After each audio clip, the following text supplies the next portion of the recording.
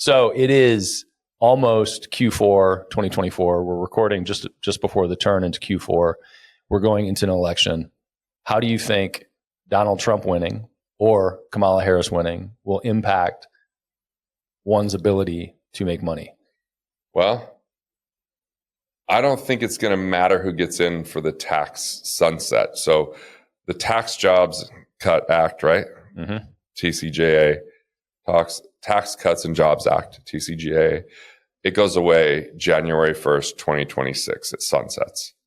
In order for that not to sunset, we have to have the House, Senate. Give me bullets on what that is.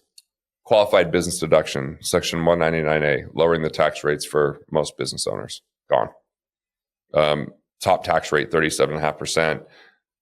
The marginal rates where you get the higher tax rates kick in later than the old system. Like it's just all the old tax system. So it's going to be pretty massive hit to people that have been used to paying less tax when that sunsets.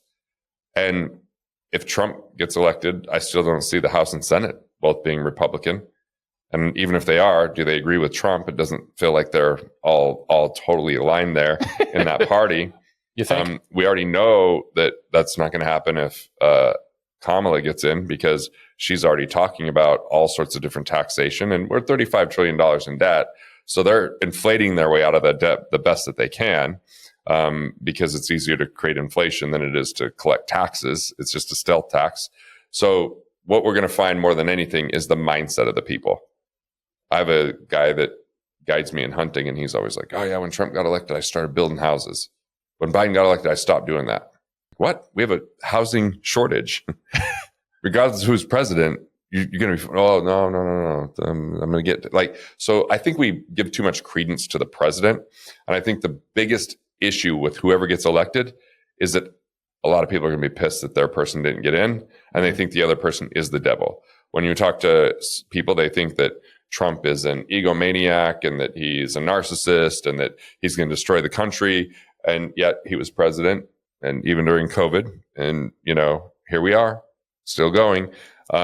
People think if Kamala is going to get in, communism's coming back, and so that's a concern for people. I think the bottom line is we're concerned about the president, where we need to be more concerned about our own life and our own business, because they're going to make whatever changes they're going to make. You better open up as many doors, have as much value creation. And I would just say more than anything, create your tax plan now, because if you wait, you're going to get crushed, because taxes are going to get worse either way. It's just, I don't see how they're not going to get worse. So one of the challenges that I have from a tax perspective with different tax strategists is you get this a lot of tax vehicles are about deferment. I hate deferment. I get it. Yep. And at the same time, earlier today, you were talking to JP about how important it is for people to be able to generate more money quickly so that they can compound that money. Mm-hmm. So deferment does allow you to compound the money quicker. You just have to have an exit because you're compounding your tax at the same time. Mm-hmm. And whether you did a Roth or a traditional, let's just say you could do either one. You have less money going to the Roth because it's after tax. Pre-tax goes in the traditional. So the traditional grows to a bigger amount in the future. Mm-hmm. If tax rates stay level when you pull that money out, you'll end up with the same net amount as you had in the Roth. But if you're going to live off interest of the two accounts, you're going to have more interest kicked off in the traditional than the Roth. It's just, again, you still have to pay tax on that unless you can create an offset. So if someone's like 58, 59, it's a little bit different because you can start taking that money out pretty soon. If you're younger and you're deferring it that long, I just don't know what the taxes are going to look like in the future. Yes, it will grow to a bigger amount, but if taxes go up, you'll have less in the end. Mm-hmm. If taxes go down, you'll have more. I just don't think taxes are going down. So I'm all about how do we find tax credits, tax deductions? How do we find tax strategy that actually permanently eliminates the tax, not just delays the tax? And, even in real estate, people roll it over and that's still a deferment, but at least you could borrow against it. Retirement plans, you can, but they have a lot more restrictions and limitations. Whereas as a brokerage account, you have more opportunity. So yeah, I have a tax navigator. If people want it, they can just put BAM in Instagram, Garrett B. Gunnish. I'll just give them the tax navigator. I mean, I'm selling it right now, but I'll just give it to your viewers. And they can just go down the checklist: immediate tax savings, intermediate and advanced tax savings, and then just find out what applies to them, what doesn't apply to them. But I want them to have as many doors open so that if they do change taxes, they have a few things that they could pull to offset that. Yeah, I love that. I feel like the tax thing is a never-ending game that warrants spending a shitload of time on because it is the largest line item if you're not careful. It's huge. How much time do you think you should spend on it relative to wealth creation? So my feeling is on the initial setup, it might be like 5 hours or something if you have the right tax team. I can bring the right tax team to people. I've been vetting tax people for a very long time. If you're going to go find it on your own, it's tough. It's tough for me, and I'm in the business. And so, but for me right now, it's 20 to 30 minutes a quarter that I meet with my tax team.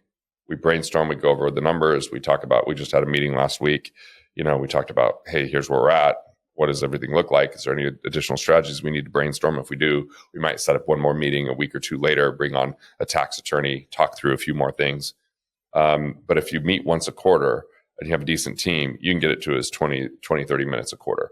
Now, that setup is the key. Yeah. That overhaul initially, looking at the last 3 years' taxes, developing strategy. Like I've done events where I just spend a day and help people build that out over a day. People hire me to do that one-on-one. We build that out. It can be efficient. It's just the overhaul that's the pain. Yeah. I was listening to somebody talk the other day, and he was a wealth advisor, like true tax strategist planner. And somebody asked him advice. He was on stage. Somebody asked him advice. And he said, I mean, I can say a bunch of things to sound smart right now, but honestly, I won't have any fucking idea until I spend like 4 hours with you listening to your actual setup, And I thought that was I love hearing that honesty. I just love hearing that openness because everybody's system is different. Everybody's structure is different.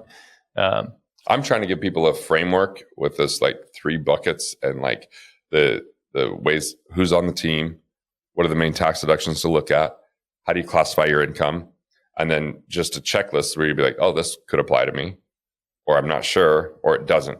So that way you now have a way to proactively navigate with your accountant. Because normally what happens is they are overwhelmed. They don't have 4 hours to spend with you. So now you know what to ask. Now you know what to talk about. Yeah. Because I've pretty much exhausted all the fairway strategies, all the stuff that's right down the middle, black and white, no gray area. You're not going to get in trouble with a single one of those things on there. They're golden. I mean, and that even means, Puerto Rico's on there. You can move to Puerto Rico. I just don't want to move to Puerto Rico. No, me either. And you have to actually move there, and you have to, there's people it's like, a whole thing. Or people like, I want to pay my kids. Great, you can. You just have to have them do the work. And if they don't do the work, then you can't really take the write-off. That's the rule. Like a lot of people want these hacks, but they're doing things that are a little bit in the gray area. Yeah. You can just do the right things down the middle and you're fine. Yeah. And my question with taxation is always, what does it look like on audit? Right. And so if I'm talking to can you sleep at night and will you be fine in audit? Yeah. And what I'll ask anybody that's trying to sell me a product for tax deferment or, heaven forbid, avoidance. There you go. Is how many times have you seen this get audited and what was the result? Yeah. And there are tax strategies that I've personally done that increase chance of audit for me. Mm-hmm. And if I tell my clients about them, there's only a few, I'm like, you could increase your chance of audit, but never go to your own audit. You always have the tax team handle the audit. If you're organized and they go on the offensive, the likelihood is you'll save tax during an audit. I was just speaking at this event, and Jason Hartman, he was there. Oh yeah, he got audited, $450,000. They had to give him back after the audit. That's amazing. He's aggressive. I was like, $450,000 during his audit, they gave him back. I thought that was hilarious. I love that. That was a pretty interesting story because I told a story about I've had a couple clients get audited. Yeah. In the entire 25 years I've been doing this, 2 people have had to pay any money.